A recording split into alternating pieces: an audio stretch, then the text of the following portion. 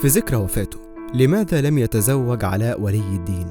زي النهارده 11 فبراير توفى الفنان الكوميدي علاء ولي الدين اللي ساب وفاته حزن جوه كل محبيه وأصدقائه، واللي لحد دلوقتي بيحيوا ذكراه، أبرزهم الفنان محمد هنيدي وأشرف عبد الباقي. رحل علاء ولي الدين في 11 فبراير 2003 وهم بيصوروا فيلم عربي تعريفة بعد إصابته بغيبوبة سكر وارتفاع في ضغط الدم. مواقف كتير مختلفة عاشها علاء ولي الدين، لكن سبب عدم جوازه لحد ما توفى في سن 39 لغز حير كتير من محبيه. أخوه معتز ولي الدين كشف إن سبب عدم جواز علاء كان لإحساسه دايما إنه هيموت وما كانش عايز يتجوز ويخلف أطفال يتيتموا من بعده، وكان قال ما اقدرش أجيب طفل يتربى يتيم زي ما أنا اتربيت يتيم. أخوه كمان قال إن علاء اتعرض لكتير مواقف لها علاقة بالموت. في يوم قابل ست عجوزة وقالت له أنت ابن موت، وعلاء وقتها اتخض بس كان من جواه حاسس إنه مش هيكمل. قال كمان إن علاء عاش قصص حب كتير وفي منها من طرفين وساعات من طرف واحد، وكان في منهم فنانات وهو كان أكبر منهم شوية واشتغل معاهم، لكن كان حاسس إنه هيموت بدري،